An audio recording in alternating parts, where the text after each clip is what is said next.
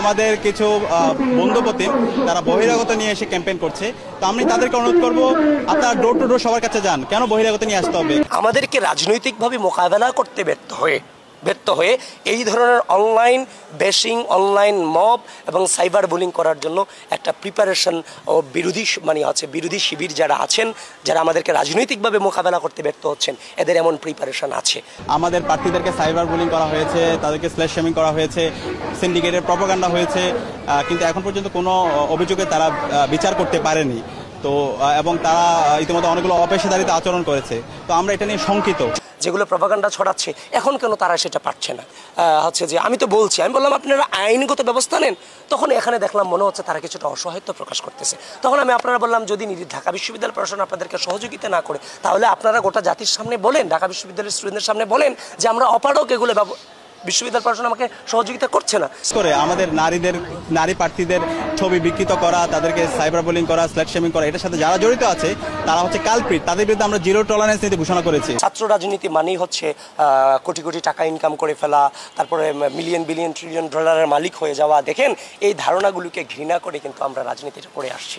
আমাকে সৎ থাকতে হবে, আমাকে 2 নম্বরই করে থাকা যাবে না। সুতরাং আমরা সেটাকে ওন করি এবং ওই দিকেই রাজনৈতিক সংস্কৃতিটাকে ধাবিত করব। আমরা প্রতিদিনের মতো আজকে প্রচারণা করছি। আমরা শিক্ষার্থীদের স্বতঃস্ফূর্ত রেসপন্স দেখতে পাচ্ছি এবং আমরা যে ইশতেহার প্রকাশ করেছি সেই ইশতেহারের মধ্যে শিক্ষার্থীদের আকাঙ্ক্ষার প্রতিচ্ছবি প্রতিফলিত হয়েছে। এবং আপনারা জানেন এখানে 6 ইয়েস এবং 6 নো, যেটা খুব জনপ্রিয় হয়ে উঠেছে, যে 6টা জিনিসকে আমরা সবসময় হ্যাঁ বলবো আর 6টা জিনিসকে আমরা না বলবো। এই 6টা জিনিস যেগুলোকে আমরা হ্যাঁ বলবো, এর মধ্যে একটা হচ্ছে নিরাপদ ক্যাম্পাস, যেটা সবার দাবি।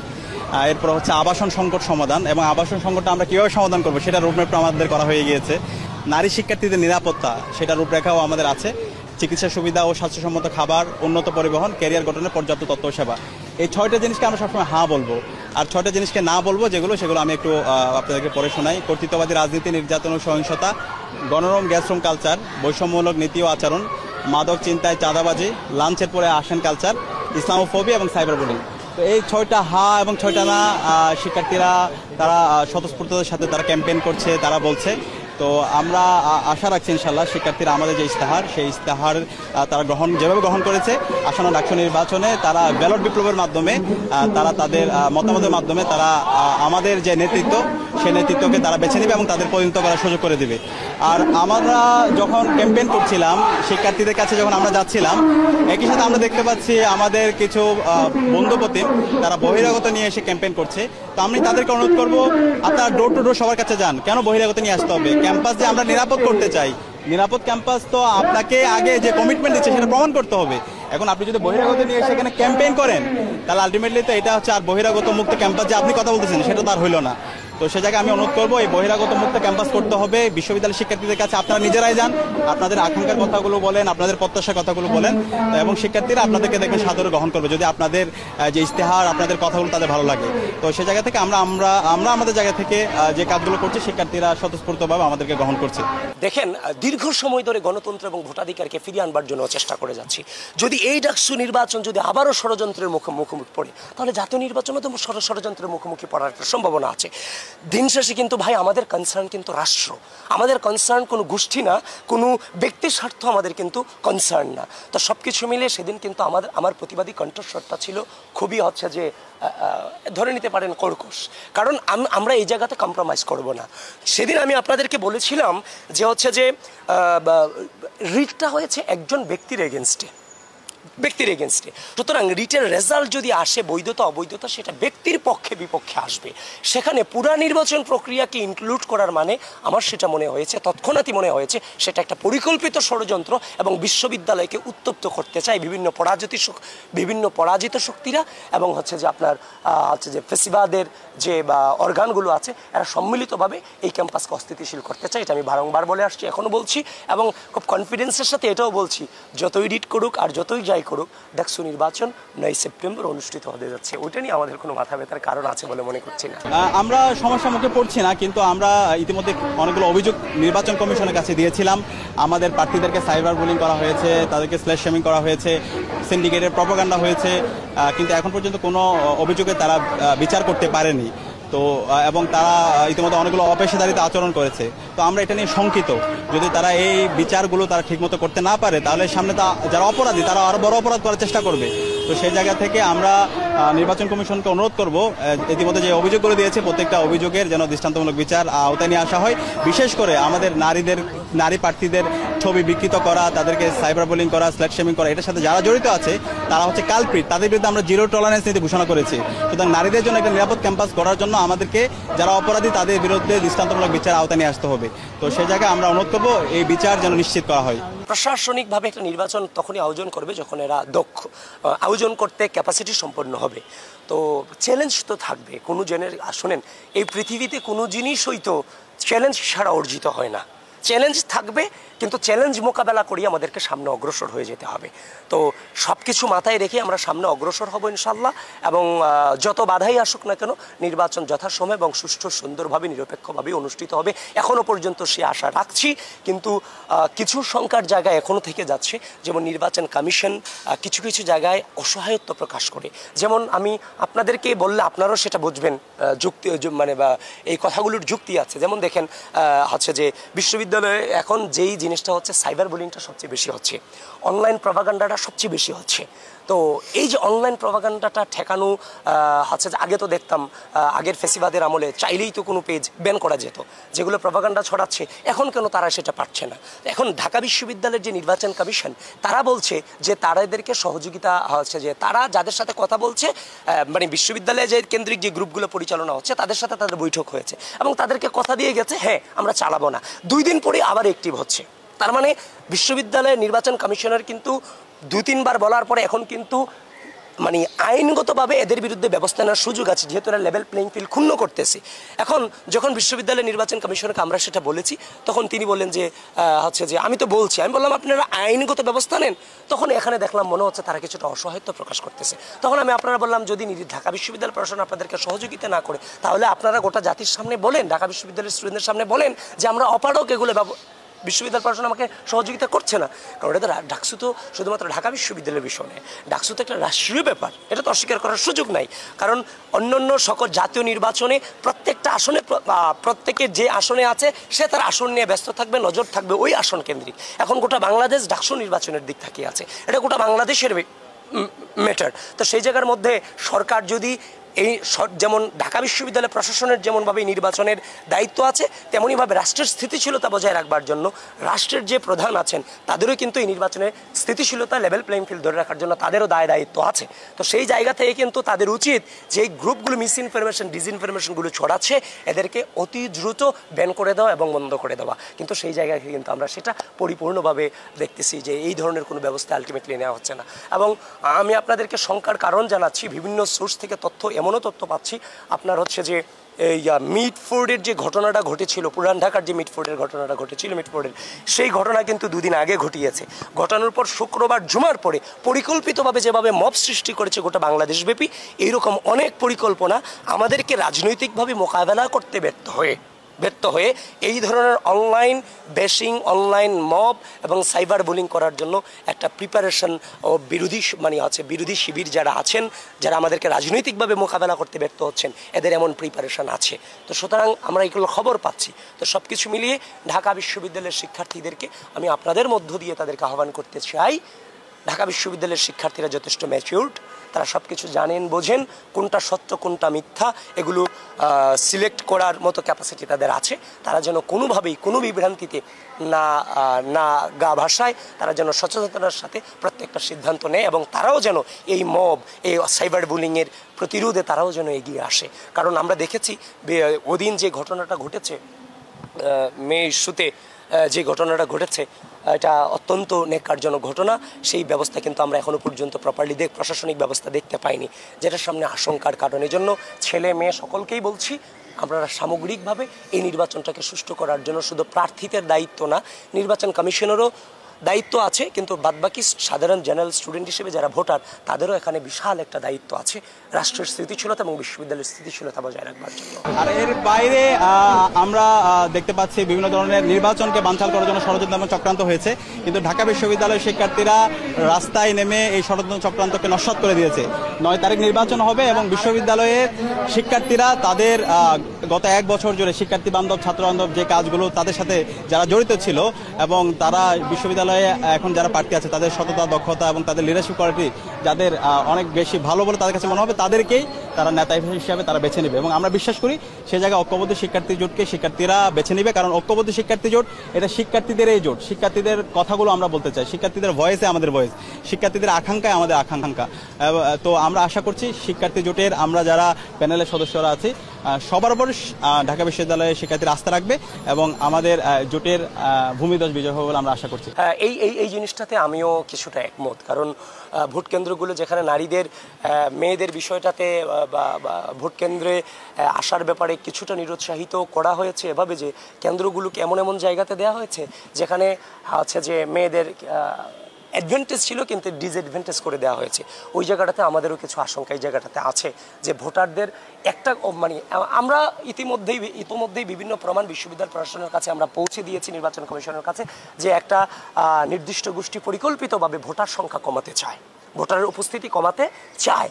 কিন্তু ঢাকা বিশ্ববিদ্যালয়ের সকল শিক্ষার্থীদেরকে আহ্বান করছি, এই ঢাকা বিশ্ববিদ্যালয়ের যে সূচনা হতে যাচ্ছে এখানে আপনি কোনোভাবে অনুপস্থিত হবেন না। আমরা খুব সুন্দর পরিবেশে এই ভোটের আয়োজন হবে এই আশাবাদ রাখছি এবং আমরা সম্মিলিতভাবে ঐক্যবদ্ধ আছি এবং আপনাদের পাশে সর্বোচ্চ নিরাপত্তা দিয়ে আছি। আর আপনি যেটা বললেন বিজয়ের ব্যাপারে, শোনেন আমি একটা কথা খুব ভালোভাবে অন করি।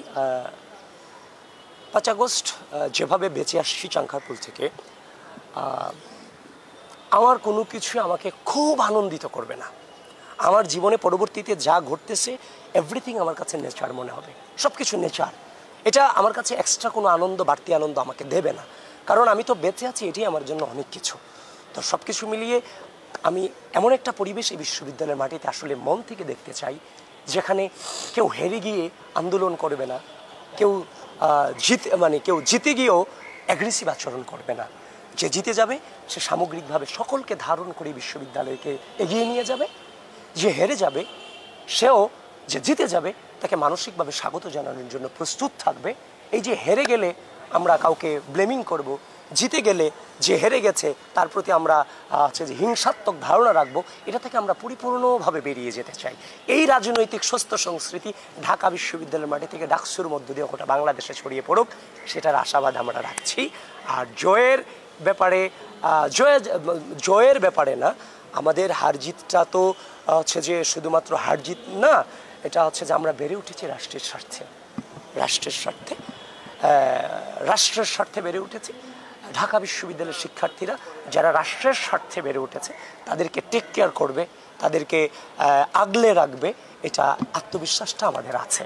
ইনশাল্লাহ সাধারণ শিক্ষার্থীদের কাছে যাচ্ছি, অভূতপূর্ব সাড়া পাচ্ছি। ইতিমধ্যেই আমি আপনাদেরকে বলেছি, আপনারাও সোশ্যাল মিডিয়াতে বিভিন্ন জায়গা থেকে দেখেছেন কতটা এত উৎসাহিত। এতদিন পরে সে মনে হচ্ছে আসলেই একটা ছাত্র রাজনীতি আমরা করছি, যেখানে সাধারণ শিক্ষার্থীরা আমাকে প্রশ্ন করছে, তার দাবি নিয়ে আমাকে বলছে, আমরাও সাধারণ শিক্ষার্থীদের দাবি নিয়েই কথা বলছি। এখানে কোনো দলীয় এজেন্ডা নিয়ে আমরা কেউই কথা বলছি না, এবং সাধারণ শিক্ষার্থী এবং আমাদের ভিতরে একটা মেলবন্ধন, শ্রদ্ধা, স্নেহ, সহনশীলতার সম্পর্ক বিরাজমান হচ্ছে। এতদিনে মনে হচ্ছে আসলে একটা প্রপার ছাত্র রাজনীতি আমরা আলটিমেটলি করছি আর কি। আর অনলাইন এবং অফলাইন দুটা টোটালি ডিফারেন্ট। অনলাইনে যে ভোট আছে অফলাইনে তো সেই ভোটটা নাই, এই জন্য প্রচারটা খুব সুন্দর হচ্ছে। আমরা ইতিমধ্যে বলেছি আমরা নারীদের জন্য একটা নিরাপদ ক্যাম্পাস গড়তে চাই, এবং আমরা যদি দেখি বিশ্ববিদ্যালয় আজকে 100 বছর পার হয়েছে কিন্তু নারীদের জন্য আমরা পূর্ণ আবাসন ব্যবস্থা করতে পারিনি। এটা একটা কালেকটিভ ফেলিওর বিশ্ববিদ্যালয় প্রশাসনের খামখেয়ালির কারণে। তো সেই জায়গায় আমরা প্রায়োরিটির বেসিসে আমাদের যারা নারী বোনরা আছে তাদের জন্য আবাসন সংকট নিরসনের জন্য আমরা কাজ করব। এখন এটা একদিনে হবে না, একটা দীর্ঘমেয়াদী প্ল্যান আমাদের থাকবে। হল নির্মাণ হওয়ার আগ পর্যন্ত যে সময় লাগবে, এর আগে শর্ট মেয়াদে আমরা তাদের জন্য হোস্টেল ভাড়া করা, পাশাপাশি যারা মেসে থাকে তাদের জন্য স্কলারশিপের ব্যবস্থা করা। এরপর আপনারা জানেন আমাদের নারীদের হলে এক হলে শিক্ষার্থী অন্য হলে প্রবেশ করতে পারে না, অনাবাসী শিক্ষার্থীরা হলে প্রবেশ করতে পারে না। আমরা নিরাপত্তা এনশিওর করে শিক্ষার্থীদের হলে প্রবেশ করার আমরা ব্যবস্থা করব এবং গার্ডিয়ানরা আসলে তারা হলে প্রবেশ করতে পারে না, তো সেই জায়গায় আমরা কাজ করব গার্ডিয়ানরা যেন হলে তারা দেখতে পারে এবং পর্যাপ্ত নিরাপত্তা সে এনশিওর করে আমরা এই কাজগুলো করব। একই সাথে আমরা দেখতে পেয়েছি নারীদের হলের যে স্টাফরা আছে এখানে ভেতরে, স্টাফরা এক একজন লর্ডের মতো আচরণ করে আমাদের বোনদের সাথে। তো সেই জায়গায় আমরা বলছি আমাদের এই যারা কর্মচারী আছে, কর্মকর্তা আছে, তাদেরকে চেক অ্যান্ড ব্যালেন্সের মধ্যে নিয়ে আসতে হবে, তাদেরকে জবাবদিহিতার মধ্যে নিয়ে আসতে হবে। তো সেই জন্য আমরা আমাদের রেজিস্টার বিল্ডিং এবং যে হল অফিস এগুলোকে আমরা আধুনিকায়ন করব এবং আমরা এটাকে বলছি পেপারলেস আমরা হচ্ছে রেজিস্টার বিল্ডিং করব। একজন শিক্ষার্থী তার একাডেমিক মেল ইউজ করে হলে বসে তার বাসায় বসে তার কাজগুলো সে করতে পারবে। একই সাথে আমাদের 3টা হল ক্যাম্পাসের বাইরে আছে, শামসুন নাহার হল, সুফিয়া কামাল হল, এরপর কোয়েত মৈত্রী হল, এরপর হচ্ছে বঙ্গমাতা হল। এই 3টা হলে শিক্ষার্থীদের ওইখানে যে ভব গড়ে দেওয়ার অবস্থা, যেখানে শিক্ষার্থীরা আসা যাওয়ার ক্ষেত্রে অনিরাপত্তায় ভোগে এবং ওইখানে পর্যাপ্ত বাসের ব্যবস্থা নাই, শাটলের ব্যবস্থা নাই। তো এগুলো আমরা ফার্স্ট প্রায়োরিটির ভিত্তিতে আমরা এই কাজগুলো করবো, পর্যাপ্ত শাটলের ব্যবস্থা করা এবং একই সাথে হচ্ছে ওখানে নিরাপত্তা এনশিওর করা। এবং আমরা যে কাজটা সবার আগে করব, শিক্ষার্থীদের যখন তাদের ম্যান্ডেট পেয়ে আমরা প্রতিনিধিত্ব করার সুযোগ পাবো, যেই ছাত্রলীগের সন্ত্রাসীরা আমাদের বোনদেরকে মেরে রক্তাক্ত করেছে 15 জুলাই আপনারা জানেন, এবং বিগত সময়ে বিভিন্ন জুলুম নির্যাতন নিষ্পেষণ করেছে গণরম এবং গ্যাসন কালচারের মাধ্যমে, এই সন্ত্রাসীদেরকে আমরা বিচারের আওতায় নিয়ে আসবো। বিশ্ববিদ্যালয় প্রশাসন থেকে তাদেরকে বিচারের আওতায় নিয়ে আসা এবং তাদেরকে তাদের বিরুদ্ধে ব্যবস্থা গ্রহণ করা। এবং আমাদের মূল স্লোগান হচ্ছে আমরা এই বিশ্ববিদ্যালয়কে একটা একাডেমিক ইনস্টিটিউট বানাইতে চাই। একাডেমিক ইনস্টিটিউট বানানোর জন্য আমাদের কি করতে হবে? আমাদের এই বিশ্ববিদ্যালয় একাডেমিয়ার জন্য একটা এনভায়রনমেন্ট তৈরি করতে হবে। তো এই ক্ষেত্রে ক্লাসের মধ্যে শিক্ষার্থীরা গিয়ে যেন চমৎকার একটা একাডেমিক এনভায়রনমেন্ট পায়, শিক্ষকদেরকে যেন রেগুলার টিচার্স এভলিউশন সিস্টেমের মাধ্যমে যেন তাদেরকে হচ্ছে রেগুলার পর্যালোচনার মধ্যে নিয়ে আসা হয়। শিক্ষক নিয়োগ প্রক্রিয়ার মধ্যে আমরা কাজ করব। নিয়োগ প্রক্রিয়ায় আমরা বলছি মেরিটোরিয়াসের ভিত্তিতে শিক্ষকদের নিয়োগ হবে, গবেষণায় বাজেট বাড়ানো, লাইব্রেরি ফেসিলিটি ইনশিওর করা, সেই জায়গায় আমরা কাজ করব। তো আশা করছি আমাদের যে ঐক্যবদ্ধ শিক্ষার্থী জোটের স্লোগান স্বপ্নের ক্যাম্পাস গড়ার পথযাত্রী, আমরা থামবো না। একজন ফার্স্ট ইয়ারের শিক্ষার্থী বিশ্ববিদ্যালয়ে যেই স্বপ্ন নিয়ে আসে, একটা চমৎকার একাডেমিক এনভায়রনমেন্ট, তার আবাসন সংকট না থাকা, খাদ্যের নিরাপত্তা থাকা, স্বাস্থ্যের নিরাপত্তা থাকা, উন্নত তার পরিবহনের ব্যবস্থা থাকা, নারীদের জন্য একটা নিরাপদ ক্যাম্পাস গড়ে তোলা, সেই ধরনের ক্যাম্পাস বিনির্মাণ না করার আগ পর্যন্ত আমরা থামবো না, আমরা আমাদের লড়াই চালিয়ে যাব। বিশ্ববিদ্যালয় প্রশাসন, নির্বাচন কমিশন, আমরা প্রার্থীরা, আপনারা সাংবাদিকরা, আমরা কিন্তু প্রত্যেকের সাথে ওতপ্রোতভাবে জড়িত। আপনাদের ভূমিকা এখানে অনেক বেশি, নিঃসন্দেহে। আমি বারবার আপনাদেরকে কৃতজ্ঞতা জানাই, আপনাদের প্রতি শ্রদ্ধা জানাই, আপনাদের প্রতি অনেক বেশি নমনীয়তা মানে হৃদয় থেকেই ধারণ করি, কারণ অনেক কষ্ট করে যাচ্ছেন আপনারা। এখন আপনাদের অনেক বড় দায়িত্ব হচ্ছে কি জানেন, এই যে আসলেই 41টা ভোট দিতে 7 থেকে 8 মিনিট লাগবে, আবার এমনও ছেলে আছে 10 মিনিট লাগানোর সম্ভাবনা আছে, তো আছে না? আছে। তো সেই জায়গা থেকে আমরা ভোট কেন্দ্র বাড়ানোর জন্য অনেক আবেদন করে গেছি, তারা সেটা মানেনি। না মেনে তারা বলছে তারা বুথ বাড়িয়েছে।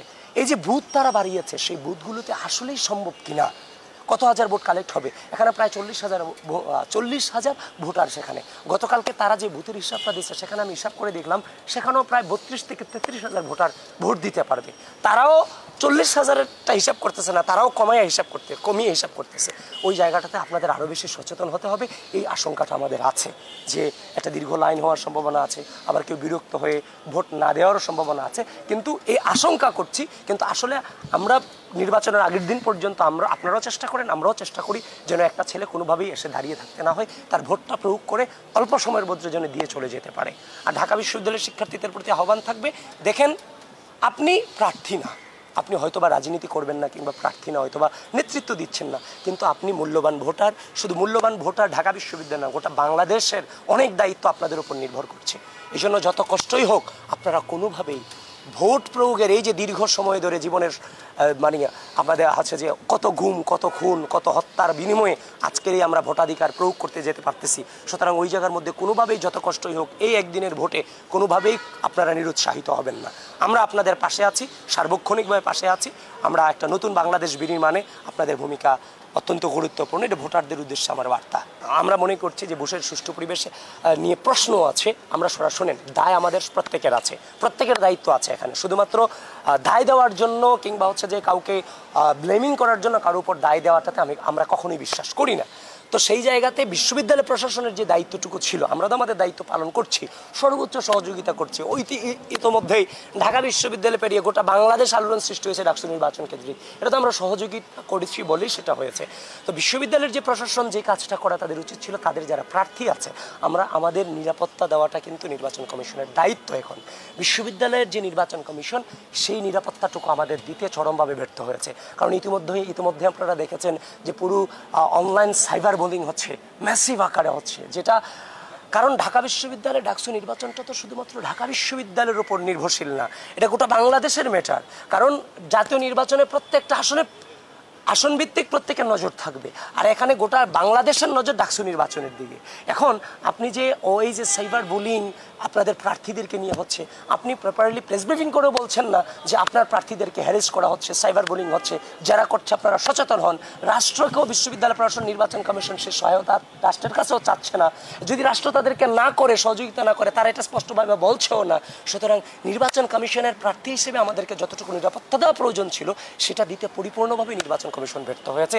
এই জিনিসগুলো আমরা গতকালকে জানিয়ে আসছি এবং বারবার একটা জিনিস গোটা বাংলাদেশকে এবং ঢাকা বিশ্ববিদ্যালয়ের শিক্ষার্থীদেরকে আমরা জানাতে চাই, আমরা যদি কোনো ভুল করি, যদি কোনো অপরাধ করি, 24/7 জনতার আদালতে, ঢাকা বিশ্ববিদ্যালয়ের শিক্ষার্থীদের আদালতে জবাবদিহিতা করবার জন্য প্রস্তুত আছি, পরিপূর্ণভাবে প্রস্তুত আছি। এবং সেটা যদি শাস্তি হয় সেটা মাথা পেতে নেওয়ার জন্য প্রস্তুত আছে। কিন্তু এই যে মিস ইনফরমেশন, ডিসইনফরমেশন, অনলাইন প্রপাগান্ডাগুলো ছড়ানো হচ্ছে, প্রিয় ঢাকা বিশ্ববিদ্যালয়ের শিক্ষার্থীবৃন্দ, আপনারা সচেতন হন, আপনারাই এটাকে প্রতিরোধ করতে পারেন।